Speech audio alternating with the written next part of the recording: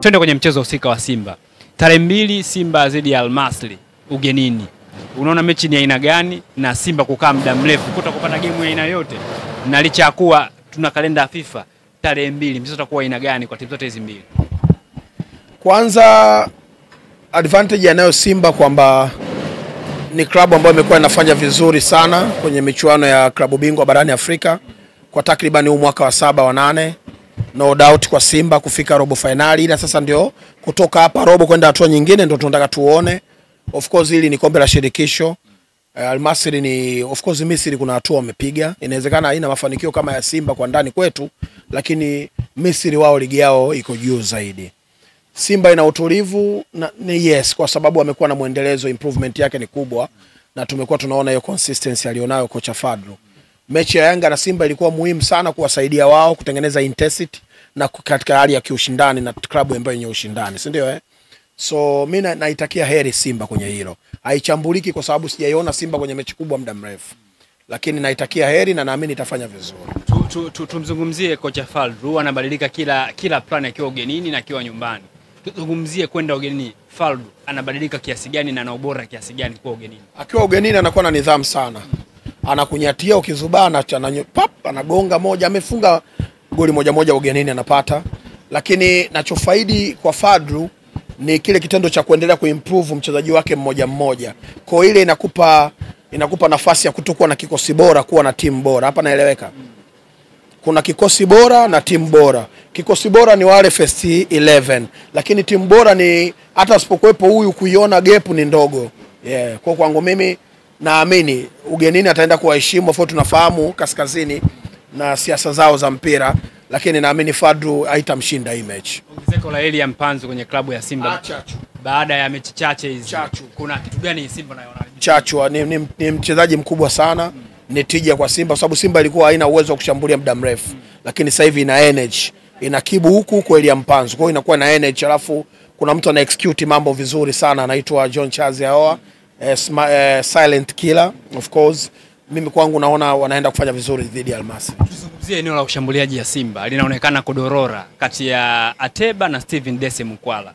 Kocha anaenda ugenini, huwa anapenda kumprefer kumtumia Ateba. Ni sahihi wakati sahihi kupatiwa Mukwala nafasi kutumika yeye? Kwa sababu ya nidhamu. Mukwala ana papara, ana uwezo wa kuchangamka kuliko Ateba pale juu. Sasa ile ni kwa ugenini, ile ni hatari kwa sababu ugenini mnatakiwa mna nidhamu sana. Ateba ni calmness yake ni kubwa kuliko Mukwala. Mukwala anaweza kawa na utundu mwingi kuliko Ateba, kwa Mukwala sio mvumilivu. Si kama nimeeleweka sio mvumilivu. Yani ana matukio yake anataka yamalize haraka. Kwa mpira ukichukuliwa inakuwa ni hatari kwenu. Lakini Ateba yeye hutamani sana mpira. Anahitaji kuwepo maeneo husika tu ambao ni sahihi. Kwa faida zaidi kwa ugenini kwa ngomeni ni Ateba, yes. Mukwala ana mishemishe nyingi lakini calmness yake sio kama Ateba. Kamala majeruhi, Chemaroni majeruhi, kwa Simba kuwakosa watu hao wawili muhimu katika kikosi cha kwanza kuelekea mchezo wa Al Masry. Simba inateleka kiasi gani kule nyuma? Kwani Kamara ni majeruhi? Jana alikuwa benchi kwenye mechi ya Guinea dhidi ya Somalia bila wakiwa nyumbani. World Cup qualifiers. Kwa maana yake ni kwamba alikuwa ni sehemu ya mchezo. Kuna ukiwa benchi maana yake umeorodheshwa kwenye orodha wachezaji 20 na ngapi sijui wale wanaokaa. Mimi kitu ambacho nafahamu ni kwamba na nilishtuka sana jana sijui juzi kuna mtu ananiambia Kamara unajua alikuja kama short term plan wakati huo walikuwa kuna majeraha ya Ayuba. Na Kamara akaonesha improvement yake kubwa mpaka ikampa nafasi ya kikosi cha kwanza Guinea. So kuna mtu aliniambia kwamba Kamara kuna vitu alihitaji viwekwe sawa kwa sababu nadhani mkataba wa awali wanavyodai aliyeniambia ambaye sio chanzo kizuri sababu anapendaga nongwa sana. Aliniambia mkataba wa awali walimwambia miezi 6 kwanza. Alafu baada ya hapo tutaboresha kuona na kiwango chako kwa sababu waliamini Ayuba alimaliza vizuri msimu uliopita na alikuwa ameonyesha kwamba ni msaada mkubwa kwa Simba. Kwa hiyo sasa Kamara alivyoperform akadindisha akaambiwa subiri mwisho wa msimu. Sasa nadhani wakala wake sio alikataa wanavyodai.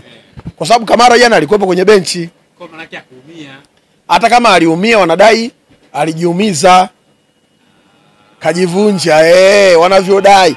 Yaani naomba nielewe. Mimi sio mtu wa tetesi kabisa. Huyu ananijua, huwa nagombanaga sana na watu. Na anayeniambia hizi habari ni mtu ambaye sio kwamba nampenda sana kwenye tetesi. Ila nilijaribu kuvuta picture nilivyoona Kamara kaitwa Guinea. Umeelewa? Wakati tulikuwa tunafahamu Kamara ni majeraha ambayo yangechukua muda mrefu kidogo. Kipa bora kabisa kwenye ligi yetu kwa sasa. Clean sheet 15 sijui, si ndio? Sasa unachaje kumuita mtu kama huyo kwenye kikosi chako cha Guinea? Lakini ni majeraha, unawezaje kuriski kwenye World Cup qualifiers kwa kipa ambaye ni majeraha? Umeelewa vizuri Yale majeruhi alionayo, mimi binafsi nilikuwa naamini hivyo, si ndio? Lakini kitendo cha kuitwa Guinea na kakaa benchi imenifikirisha. Yes. Inawezekana aliumia au alijiumiza, lakini all in all, kama atakosekana bado sio nzuri kwa Simba, kwa sababu experience ya Kamara, uwezo wake tayari, ile backline yao imekuwa na maelewano mazuri, eneo lao la ulinzi akiwaongoza yeye Kamara, akiwepo Hamza.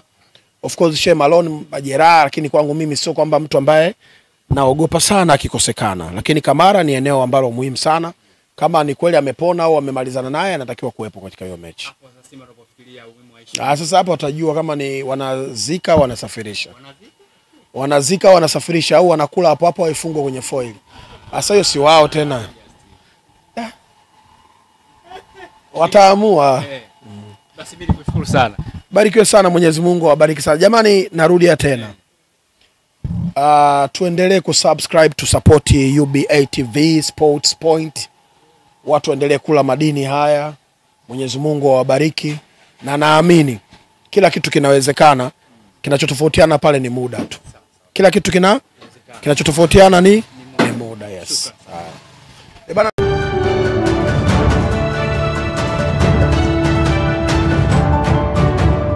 UBA TV, excellence is our signature.